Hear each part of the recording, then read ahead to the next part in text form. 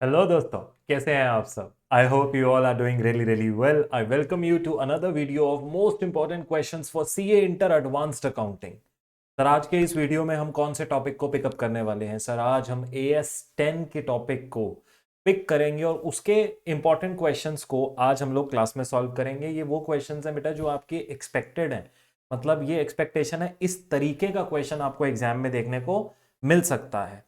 तो चलिए सर, शुरू करते हैं अपने पास आज की क्लास। सर, आज की क्लास का रोड मैप लिखवा दीजिए सबसे पहले।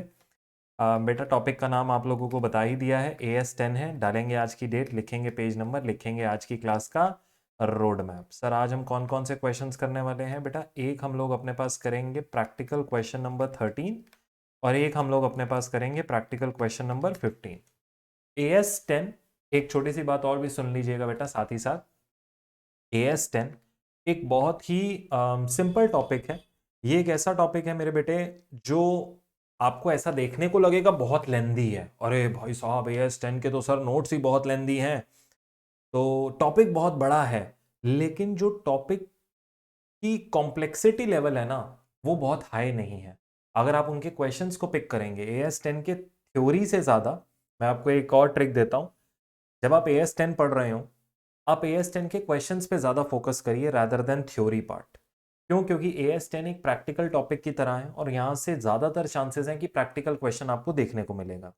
इस तरीके का क्वेश्चन आ सकता है। देखिए, मेरा एक्सपेक्टेशन है कि आपका जो अपकमिंग अटेम्प्ट है उसके अंदर मेरे बेटे या तो आपके पास ये क्लासिफिकेशन बेस्ड क्वेश्चन आ सकता है, जैसा प्रैक्टिकल क्वेश्चन नंबर 12 है। अब ये बहुत सिंपल है। हम लोग बेसिक अंडरस्टैंडिंग भी अगर सीए फाउंडेशन के लेवल पर लेकर आ रहे हैं तो ये क्लासिफिकेशन करना हमारे लिए टफ नहीं है कि purchase price, directly attributable cost and cost not incurred में क्लासिफाई करिए। इसलिए इसको मैंने आज की क्लास में पिकअप नहीं किया है क्योंकि बहुत सिंपल क्वेश्चन है। तो इसके अंदर या तो इस तरीके का आपको AS10 में क्वेश्चन देखने को मिलेगा, पहला या तो ये हो सकता है। दूसरा, या फिर इस तरीके का क्वेश्चन देखने को मिल सकता है। क्यों? क्योंकि ये पास्ट ईयर आरटीपीज एमटीपीज में अगर आप जाकर देखेंगे तो इस तरीके का क्वेश्चन आ सकता है। तो वो मैंने क्वेश्चन आज की क्लास में प्लान भी कर रखा है आप लोगों के लिए।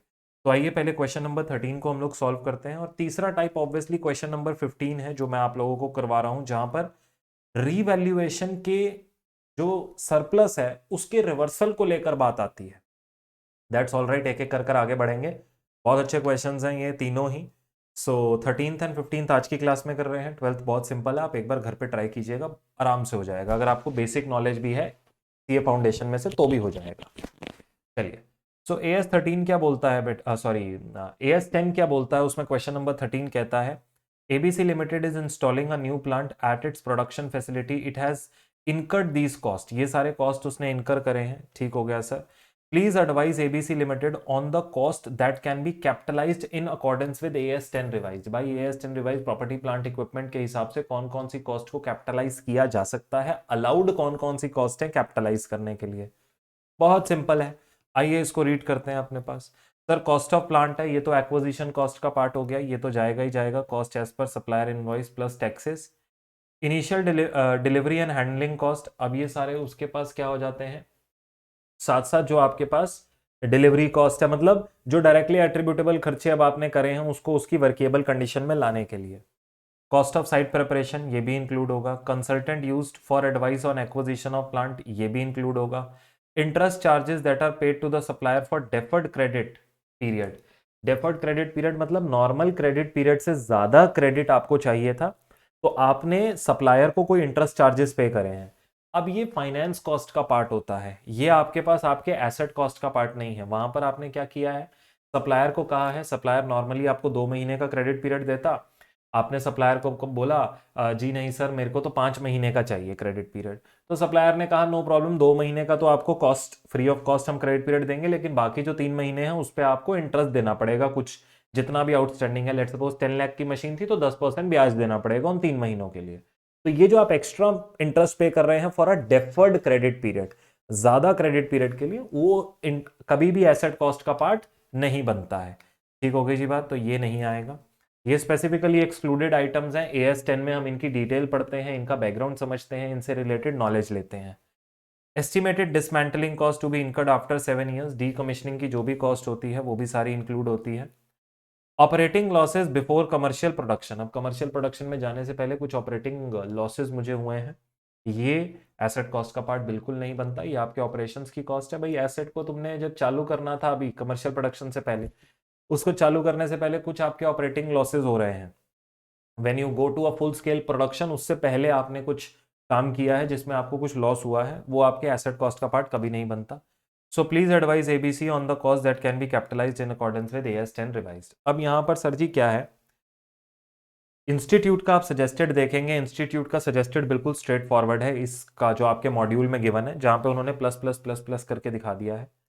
मैं आप लोगों को एक चीज ये रेकमेंड करूंगा, part of a good presentation, again कुछ बच्चे अडॉप्ट करेंगे, कुछ बच्चे नहीं अडॉप्ट करेंगे, बट मैं रेकमेंड करूंगा ये करने के लिए कि आप 2 से 3 लाइनों में अपने पास अपना जो प्रोविजन है उसको जरूर लिखें एएस 10 के। सर आप क्या कहना चाहते हैं, जरा एक बार लिख कर बता सकते हैं? जी बेटा, as per AS 10 revised,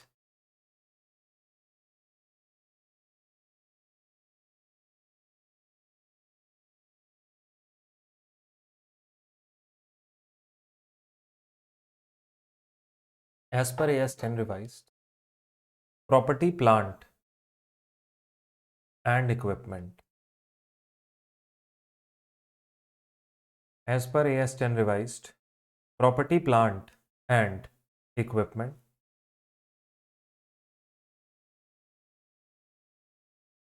cost of cost of an asset includes acquisition cost, ये जिसको आप परचेज प्राइस बोलते हो, directly attributable cost,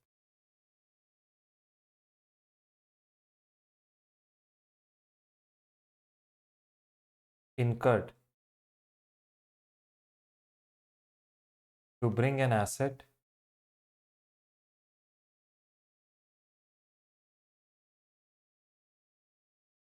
in present location and condition of operation as intended by management,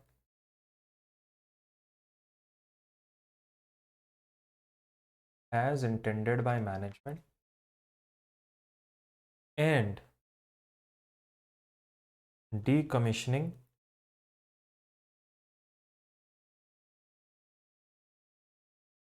and restoration cost, full stop। अब ये एक line लिखने में ज़्यादा देर नहीं लगेगी आपको, अगर ये याद होगा तो आपको हार्डली 1-1.5 मिनट लगेगा इसको लिखने में।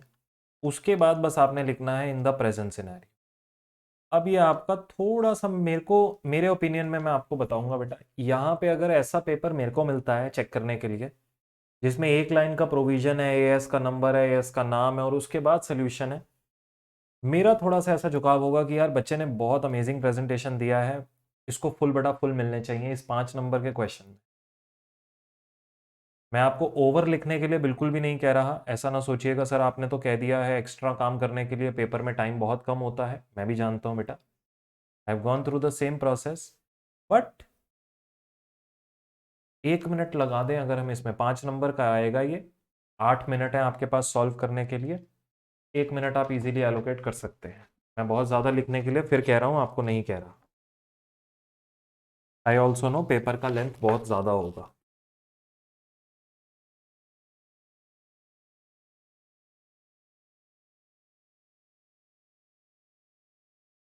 कॉस्ट ऑफ प्लांट आ रहा है 25 lakh,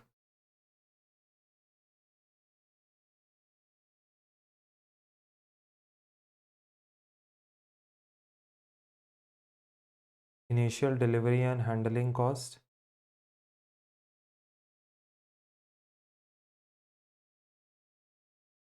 2 lakh, cost of site preparation,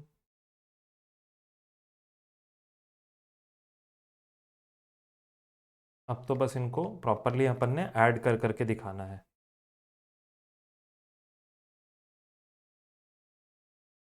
consultant used for advice on acquisition of plant अब इसको सीधा कंसल्टेंट फीस लिख सकते हैं, 7 lakh.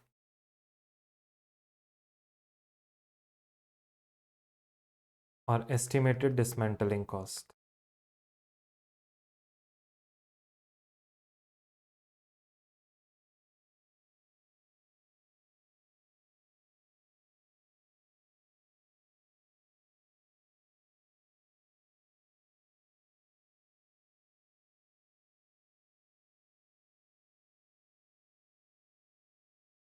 $25 lakh plus 2 lakh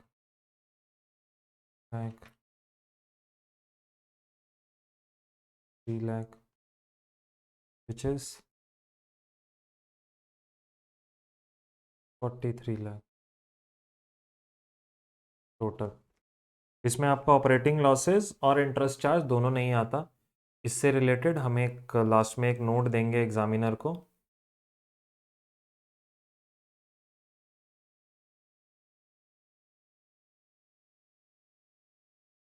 note, interest over deferred credit period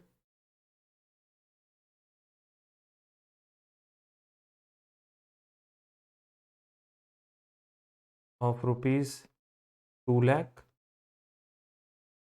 and operating losses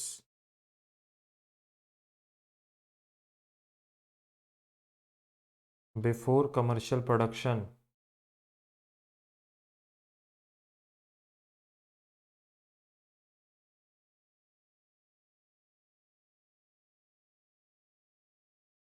of rupees 4 lakh does not form part of PPE.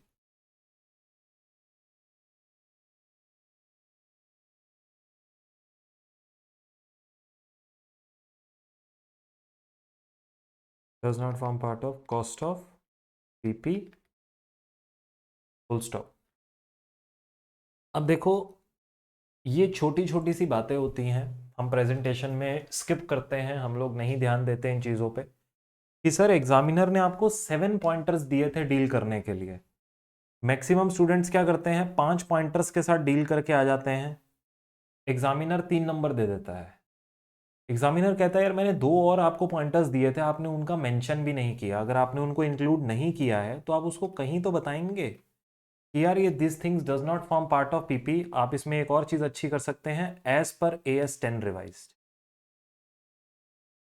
और बढ़िया हो गया ये। तो प्रेजेंटेशन और फुल नंबर एग्जामिनर से लेना कोई बहुत टफ चीज़ नहीं है। अगर आप उन सही चीज़ों को सीख लेंगे, अपने करिकुलम का पार्ट बना लेंगे, अपनी लाइफ का पार्ट बना लेंगे, तो आप सिर्फ अकाउंट्स में नहीं, लॉ, टैक्स, ऑडिट, जहाँ पे भी आपको लगता है यार मेरे को केस स्टडी आते हैं, केस बेस्ड क्वेश्चंस आते हैं, वहाँ पर भी आप गलती नहीं करेंगे। तो it is all about the right, मैं फिर बोलता हूँ, राइट मेंटरशिप जो हमें चाहिए। सीए स्टूडेंट्स के पास सब कुछ है, बहुत मटेरियल है पढ़ने के लिए, बहुत नॉलेज मिलती है। The missing part here is, क्यों हमारा बच्चा स्ट्रगल करता है after, even after qualification, is the right mentorship. उसको लगता है कि उसको इन चीज़ों में इन्वेस्ट करने की ज़रूरत नहीं है, सॉल्व करके 4 क्वेश्चन, जॉब मिल जाएगी, जॉब मिल जाएगी, मैं उसमें आगे इजीली अचीव कर लूंगा। ऐसा नहीं होता बेटा। You need right mentoring. आपको जब तक ये प्रेजेंटेशन आपके अंदर इम्बाइब नहीं करी जाएगी, राइट फ्रॉम योर स्टडीज, आपको कैसे लगता है कि आप अपने ऑफिस में जाके अपने जब प्रेजेंटेशंस दे रहे होगे, अपने केस लॉज या फिर कुछ भी केस पर डील कर रहे होगे, वहां पे आप अच्छा प्रेजेंट करेंगे, आपको कैसे लग सकती है ये चीज़? जो चीज़ हमने कभी सीखी ही नहीं, वो हम फाइनल लाइफ में जाके, करियर में जाके कैसे कर लेंगे? तो छोटी छोटी चीज़ें हैं मेरे बेटे, आप इन चीज़ों पे ज़रूर ध्यान दें अपने पास, अपने करियर में। अगर वीडियो यूज़फुल हो रहा है, फिर कहूँगा बेटा ज़रूर लाइक कीजिएगा वीडियो को। हर वीडियो में बोलता हूँ, मेरे मोस्ट इंपॉर्टेंट क्वेश्चंस की पूरी सीरीज़ है विजन के यूट्यूब चैनल पे। हर वीडियो में कहता हूँ ज़रूर लाइक कर कर जाना। अगर ये वीडियो आपने देखा, आपके लिए यूज़फुल हुआ, आपने प्रैक्टिस किया मेरे साथ, आपका प्रेजेंटेशन इंप्रूव हुआ, आपके लाइक से हमें कोई बहुत मिलियन बिलियन डॉलर नहीं मिलते। पहले ही चीज़ क्लियर कर दूँ, अगर किसी बच्चे को लग रहा हो सर आप बिलियनर बन जाओगे, ऐसा नहीं होता, बिल्कुल भी नहीं होता। आपके लाइक से सिर्फ एक सेटिस्फेक्शन होता है कि यार इतने स्टूडेंट्स को अच्छी लगी है video, that's all, that's all. YouTube like के ऊपर किसी भी क्रिएटर को, चैनल को पे नहीं करता। तो please leave that thing in mind कि हमारे एक लाइक से शायद सर को $1 बिलियन मिलने वाले हैं तो हम नहीं देंगे। कुछ नहीं होगा बेटा उससे। एंड जो बच्चे लेट्स सपोज अपने पास इन्वेस्ट करना चाहते हैं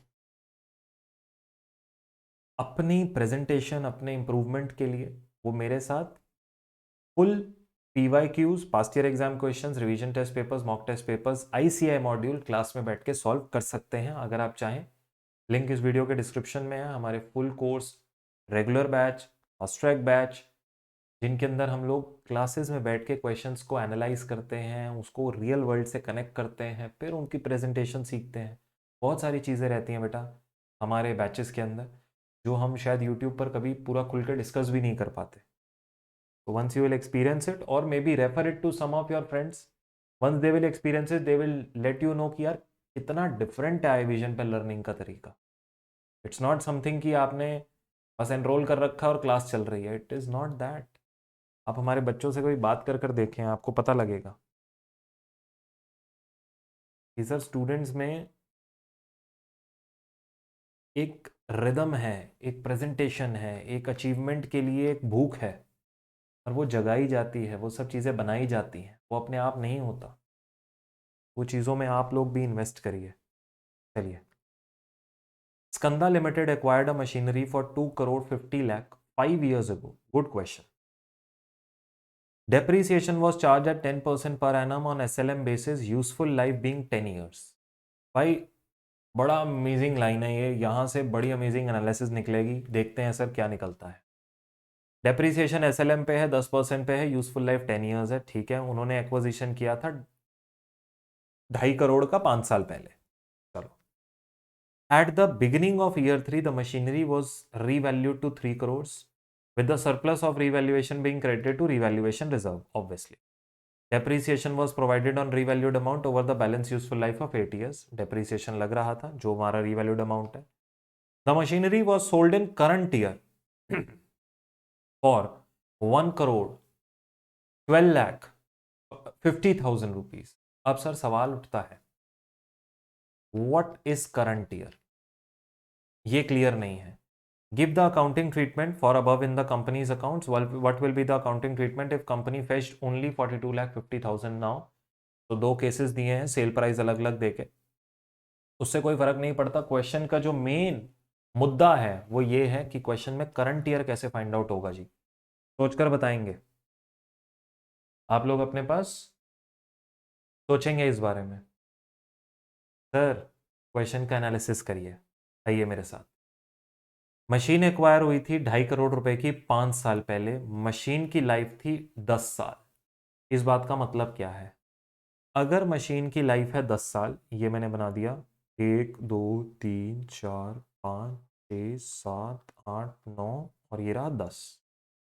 ये है मेरा पीरियड 0 और ये कह रहा है मशीन 2.5 करोड़ की एक्वायर हुई थी 5 साल पहले और मशीन की टोटल लाइफ 10 साल है। तो यानी कि आप कौन से ईयर पे खड़े हो इस टाइम पे? ईयर 1 खत्म हो गया, 2 खत्म हो गया, 3 हो गया, 4 हो गया, 5th ईयर के या तो एंडिंग में खड़े हो या 6th ईयर के स्टार्टिंग में खड़े हो, मतलब एंड ऑफ 5th ईयर। अच्छा, ये ईयर आपका ये 1 हो गया और ये 10th है और आप 5th ईयर के एंड में खड़े होकर ये बोल रहे हो कि मशीन मैंने 2.5 करोड़ रुपए की एक्वायर करी थी इनिशियली और वो मशीन जो थी उस पर 2 साल के लिए डेप्रीसिएशन लगा। कहता है at the beginning of year 3 2 साल के लिए यहाँ डेप्रीसिएशन लगा, लेकिन जब ईयर 3 आया तो बिगिनिंग ऑफ ईयर 3 में क्या हुआ? इसको हमने 3 करोड़ रुपए का रीवैल्यू किया, तो यहाँ पे रीवैल्यूएशन आया है फिर। अच्छा बताओ, ईयर 3 के बिगिनिंग में अगर रीवैल्यूएशन हुआ है यानी कि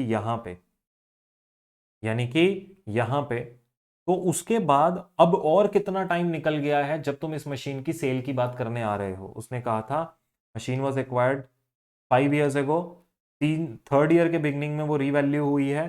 तो यानी कहने का मतलब ये है कि सर रीवैल्यू होने के बाद 1 2 और 3 साल और डेप्रीसिएशन लगा रीवैल्यूड अमाउंट पे और 5th ईयर के एंड में अब वो लोग आ चुके हैं और बात कर रहे हैं the machine was sold in current year for 1 crore 12 lakh 50,000। अब सर अगर आपने ये एनालिसिस कर लिया ना कि कौन से ईयर में क्या हुआ है, पहले 2 साल नॉर्मल निकले, थर्ड ईयर के बिगनिंग में रीवैल्यूएशन हुआ 3 करोड़ पे, फिर 3 साल डेप्रीसिएशन लगा, फिर 3 साल डेप्रीसिएशन लगा, और फिर फिफ्थ ईयर के एंड में हमने मशीन को बेचा। ये अगर आपने कर लिया तो फिर कुछ हद तक आपने आंसर को अपने दिमाग में डिसाइफर करना शुरू कर दिया है। अब सवाल ये उठता है, वो आपसे बोल रहा है गिव द अकाउंटिंग ट्रीटमेंट और above in companies account, accounting treatment देकर बताइए। अब सर यहाँ पे कौन सा प्रोविजन लगता है AS10 का? AS10 लग रहा है, पहले तो ये बात तो क्लियर है भैया, PPE की बात हो रही है, मशीनरी की। सर यहाँ पर प्रोविजन लगता है एक तो रीवैल्यूएशन का, जो सबसे ज़्यादा उठकर आ रहा है वो आ रहा है रीवैल्यूएशन। उसने कहा है रीवैल्यूएशन रिजर्व में जाएगा, जो भी हमारा रीवैल्यूएशन का सरप्लस है। अब उसके बाद उसी में ही एक दूसरा प्रोविजन था रीवैल्यूएशन का, कि जो हमारा रीवैल्यूएशन सरप्लस होता है वो पार्टली हम लोग अपने पास अपने रेवेन्यू रिजर्व में रिकॉग्नाइज करते रहते हैं। कितना रिकॉग्नाइज करते हैं? जितना मेरा एक्सेस डेप्रिसिएशन बनता है। अब सर अगर मेरे को यहां पर एक प्रोविजन कोट करना है तो मैं रीवैल्यूएशन का प्रोविजन कोट करूंगा। मैं कहूंगा as per revaluation, as per AS10 revised property, plant and equipment, whenever an asset is revalued upward, the revaluation surplus is credited to revaluation reserve account. Further, whenever an asset is derecognized or it is sold, the revaluation surplus is transferred to the revenue reserve and a profit and loss on sale of asset is transferred to P&L account. ये दो लाइनें अगर मैंने लिख दी, मैंने इससे अपने paper को थोड़ा चमका दिया। इससे ज़्यादा आपसे नहीं मांग रहे प्रोविजन, बेसिक प्रोविजन है ना। हाँ sir.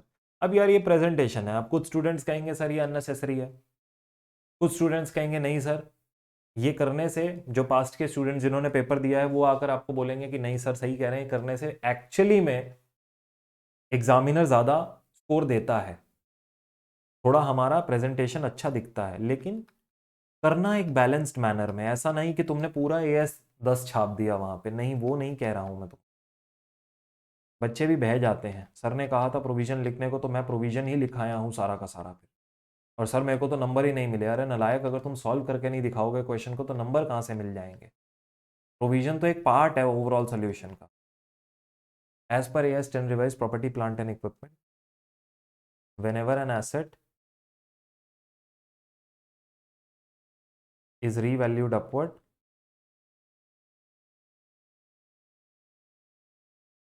whenever an asset is revalued upward, revaluation surplus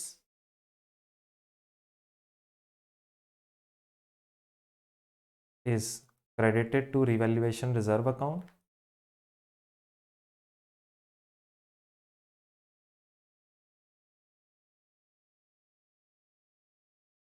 full stop. Further, when an asset is derecognized,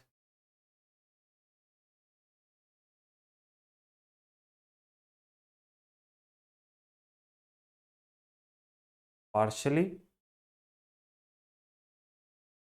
और अदरवाइज, मतलब या तो तुमने पार्शियली डीरिकॉग्नाइज किया है, मतलब ये आपके डेप्रिसिएशन वाले केसेस को, राइट डाउन ऑफ वैल्यूज को कवर करता है।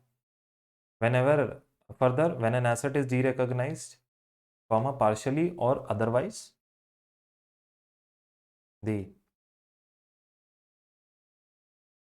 proportionate balance, ये ऐसा मत लिखो, the amount is, ऐसा लिख दो simply, the amount in revaluation reserve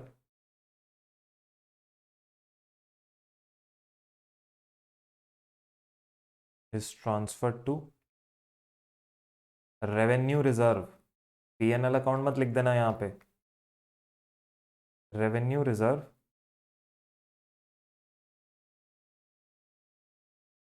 it is transferred to revenue reserve and profit and loss on derecognition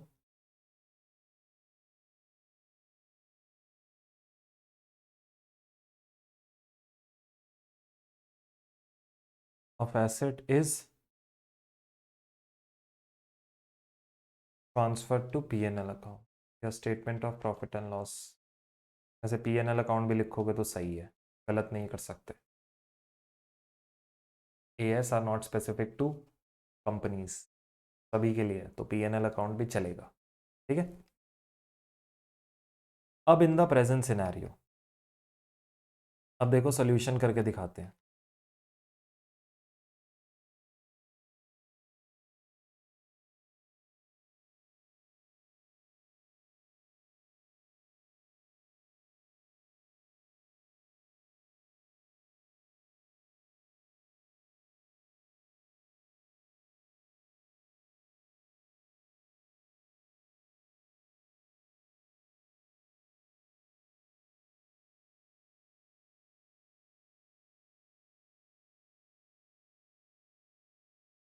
देखिएगा,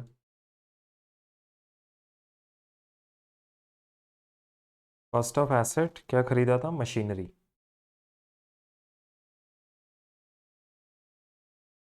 it was 2,50,00,000 minus depreciation for 2 years।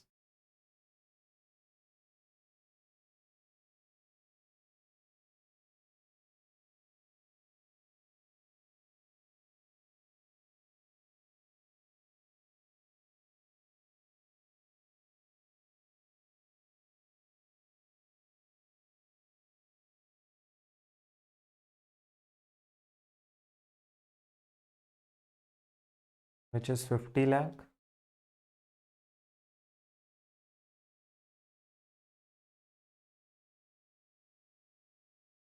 so this is my book value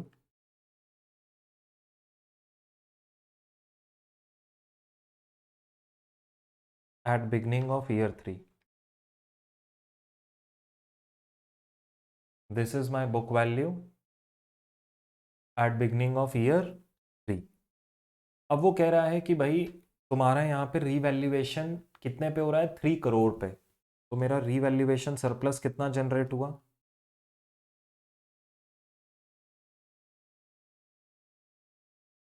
1 crore.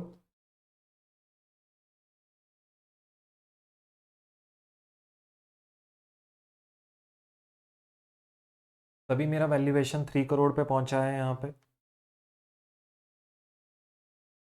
Revised book value ना, इसके बाद further 3 साल मेरा depreciate हुआ है asset, less depreciation, क्योंकि उसने कहा ना machine was purchase 5 years ago, तो मतलब मैं अभी 5 साल खत्म कर चुका हूँ, तो इसीलिए पहले 2 साल का डेप्रिसिएशन आ गया यहाँ पे और अब आगे 3 साल का आ रहा। Depreciation for 3 years।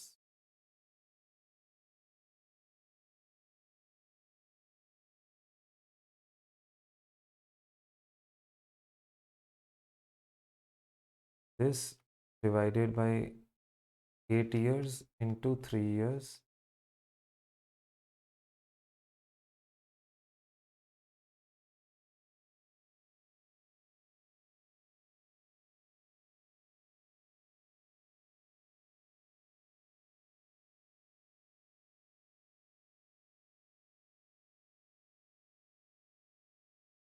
ठीक है,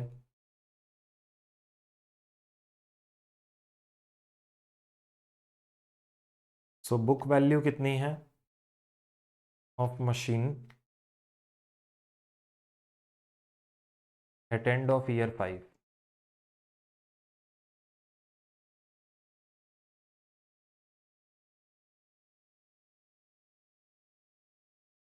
1,87,50,000, ये मेरी बुक वैल्यू है मशीन की at end of year 5।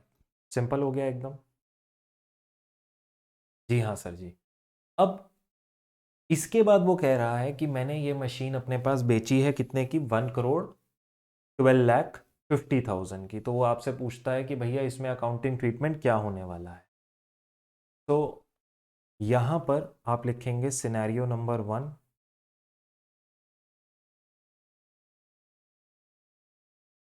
Scenario 1 में आप अपने पास डालेंगे sale at 1,12,50,000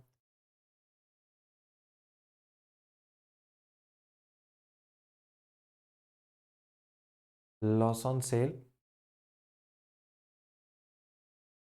debited to PNL account, वो कितना होगा लॉस ऑन सेल? वैल्यू था 1,87,50,000 का,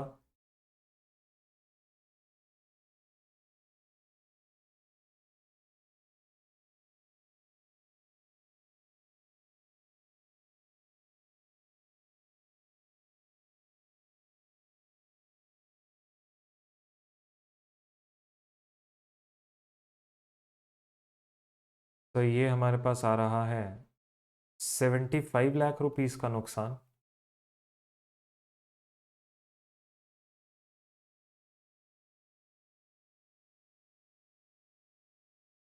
और सिनेरियो नंबर 2 में सेल एट 42,50,000,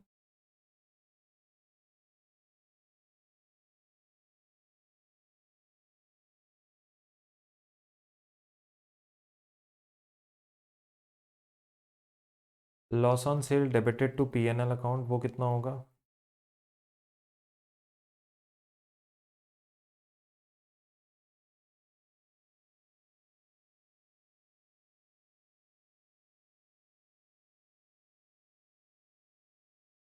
तो दिस इज 1,45 लाख रुपीस का मुझे यहाँ पे नुकसान हो रहा है। बात समझ में आ गई जी? अब सर यहाँ पे ये आंसर खत्म नहीं होता, यहाँ पर ये आंसर खत्म नहीं होता। अब इसके बाद सर आंसर में और क्या चीज़ रह गई है जो अभी तक खत्म नहीं हुई है? ध्यान से बात को सुनिएगा, यहाँ पर हमारा डिस्कशन आएगा। डिस्कशन अच्छे से सुनकर आपको ही क्लैरिटी अच्छी मिलेगी। डिस्कशन है रिगार्डिंग रीवैल्यूएशन सरप्लस। अब यहाँ पर इंस्टीट्यूट का अगर आप सजेस्टेड देख चुके हैं अभी तक, तो आपने देखा होगा इंस्टीट्यूट ने वहाँ सिंपली लिखे है कि यार रीवैल्यूएशन रिजर्व में जो बैलेंस है विच इज़ 1 CR, उसको आप रेवेन्यू रिजर्व में ट्रांसफर कर दीजिए। ठीक है भाई, समझ में भी आती है ये वाली बात। लेकिन यहां पे एक और स्कूल ऑफ थॉट है जो शायद ज्यादा एक्यूरेट है अगर मैं उसको एएस के कॉन्टेक्स्ट में पढ़ता हूं तो। सेकंड स्कूल ऑफ थॉट क्या है? यहां पर कहते हैं कि सर रीवैल्यूएशन सरप्लस कब जनरेट हुआ था? हमने कहा भाई ईयर 3 के बिगनिंग में। तो बच्चा कहता है कि चलो सर अगर ईयर 3 के बिगनिंग में रीवैल्यूएशन सरप्लस जनरेट हुआ है तो यानी ईयर 3, ईयर 4 और ईयर 5 में जब जब डेप्रीसिएशन लगा होगा मशीन पे तो रीवैल्यूएशन सरप्लस में से कुछ बैलेंस रेवेन्यू रिजर्व में गया होगा, रीवैल्यूएशन रिजर्व से रेवेन्यू रिजर्व में गया होगा। तो ईयर 5 के एंड में रीवैल्यूएशन रिजर्व में जो बैलेंस पड़ा है वो ईयर 5 के एंड में ट्रांसफर होगा सिर्फ। सर बात समझ में बिल्कुल भी नहीं आई, कोई बात नहीं। एक काम करो, जितने बच्चे भी नहीं समझ पाए, आप अपने पास आपका जो ये रीवैल्यूएशन रिजर्व का कॉन्सेप्ट है ना, यहाँ पे आप अपने इंस्टीट्यूट के मटेरियल में आकर देखिएगा। मैं आपको उससे रिलेटेड प्रोविज़न बता देता हूँ, आप घर पे इस पे थोड़ा टाइम लगाइएगा।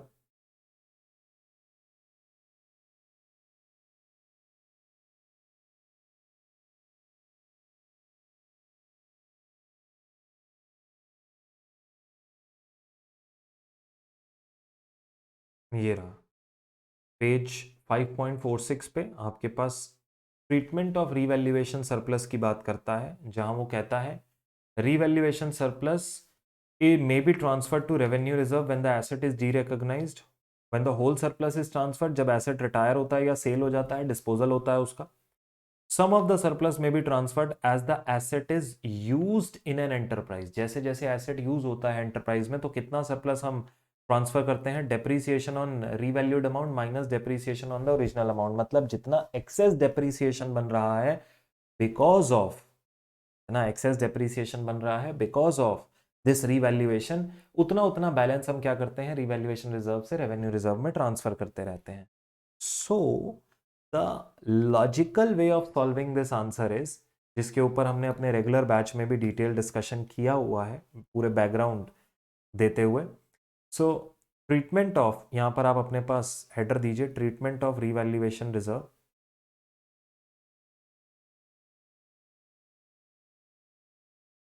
या revaluation surplus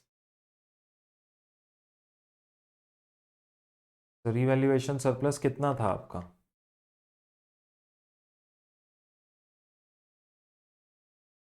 this was 1 CR। इसमें से आप माइनस कर दीजिए सबसे पहले amount transferred to revenue reserve.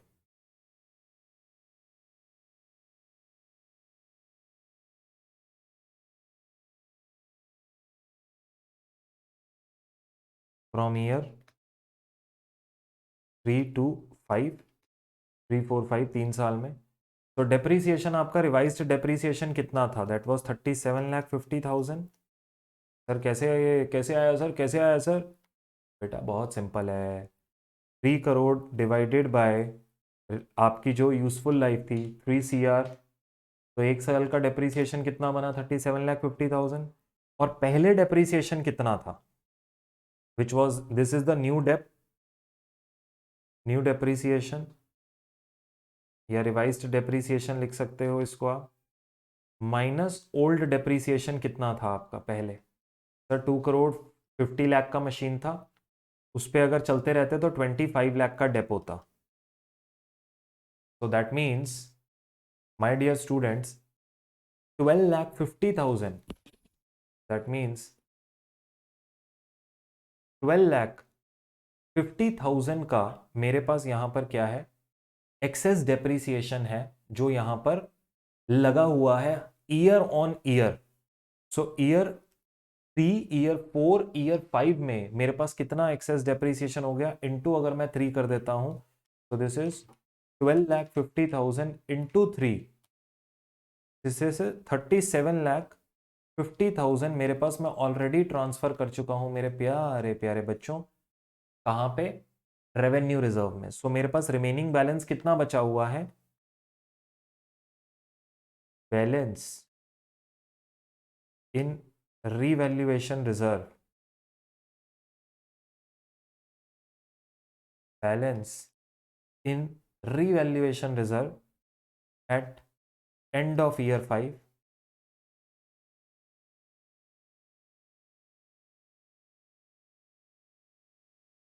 Is equals to 62,50,000।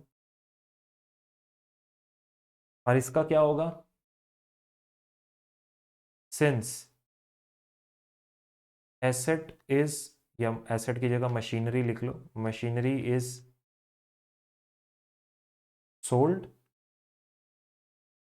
Hence entire balance of rupees 62,50,000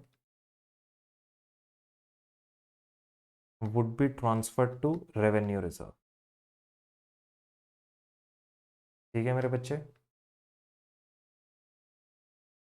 अब सर इंस्टीट्यूट का प्रेजेंटेशन कहता है कि 1 CR ट्रांसफर होगा ईयर 5th के एंड पे, और आपने सर आंसर बना दिया कि 62,50,000 होगा। देखो इंस्टीट्यूट ने डायरेक्टली तुमको ये कह दिया कि 1 CR ट्रांसफर करो, और मेरे आंसर के अंदर मैंने आपको कहा 3750 ऑलरेडी हो चुका है, 6250 और ट्रांसफर कर दो। मतलब कहने का ये है कि ओवरऑल तो 1 CR ही गया है, बस करेक्ट अप्रोच क्या है? 37,50,000 ऑलरेडी जा चुका है। जो इंस्टीट्यूट शायद यहां पर, मेरे को ऐसा लगता है उनको एक चीज, ये चीज जरूर मेंशन करनी चाहिए थी जब अपना सजेस्टेड आंसर उन्होंने बनाया, कि बच्चों को ये जरूर बताएं कि टोटल 1 CR जा रहा है लेकिन उसमें से 3750 ऑलरेडी जा चुका है, लेकिन वो चीज यहां पर दिख नहीं रही। तो उन्होंने जब आंसर बनाया रीवैल्यूएशन के लिए, तो उन्होंने यहाँ पे लिखा revaluation directly transfer to retained earnings, better word is revenue reserve, again 1 CR 1 CR। अब ऐसे ना लिख के मेरे को ऐसा लगता है कि जो हमने आपको प्रेजेंटेशन दिया है that is a better presentation. तो आप अपने पास चूज करिए आपको दोनों में से कौन सा करना है। प्रेफरेबल वही है जो हमने आपको क्लास में कराया है। आई होप आपने बेटा ये 2 क्वेश्चंस एंजॉय करे होंगे और बहुत बढ़िया क्लैरिटी आपको मिली होगी। पसंद आए, मज़ा आया, समझ में आया, ज़रूर वीडियो को लाइक करना, आई विजन के चैनल को सब्सक्राइब ज़रूर करना और मैक्सिमम दोस्तों से शेयर करना, ताकि जो बेचारे अभी तक अपने पास स्ट्रगल कर रहे हैं इन क्वेश्चंस में या इन टॉपिक्स में, वो मेरे साथ इन क्वेश्चंस को प्रैक्टिस कर सके। समझ में आ गई जी बात। और कोई बच्चा अगर फुल इन डेप्थ लर्निंग चाहता है, उन बच्चों के लिए लिंक इस वीडियो के डिस्क्रिप्शन में है। आप हमारे रेगुलर कोर्स में आ जाइए, हमारे फर्स्ट ट्रैक कोर्स में आ जाइए। ये एक ट्रेलर है, इससे और बहुत ज़्यादा इन डेप्थ लर्निंग हम लोग वहाँ पर करते हैं अपने रेगुलर या fast track batch CA inter के। तो आप लोगों को बहुत मज़ा आएगा वहाँ पे हमारे साथ काम करने में। और सर जी वहाँ पर past year exam questions, revision test papers, mock test papers भी रहते हैं इंस्टीट्यूट के मटेरियल के साथ, तो और ज़्यादा स्कोप होता है और आइडियाज़ को इनकलकेट करने का इंस्टीट्यूट के सजेस्टेड आंसर्स को देखते हुए। तो सर अपने पास वो प्रैक्टिस मेरे साथ क्लास में करिए। अनलिमिटेड व्यूज़ मिल रहे हैं आपको बैचेस में, प्रिंटेड बुक्स मिल रही हैं, टेस्ट सीरीज मिल रही है, एमसीक्यू बेस्ड प्रैक्टिस मिल रहा है, everything that you need, mentoring मिल रही है। मेरे साथ डायरेक्ट आप लोगों को बातचीत कर सकते हैं आप लोग चाहें तो सर और आप लोगों को क्या चाहिए। सारे फीचर्स आपके लिए आपके बैचेस में डाल दिए गए हैं। I hope to see you all in the full courses and also succeeding in your careers. Thank you very very much. अब हम मिलेंगे अगली वीडियो में, तब तक के लिए अपना ध्यान रखिए, खुश रहिए। All the very best. Bye bye, tata, take care.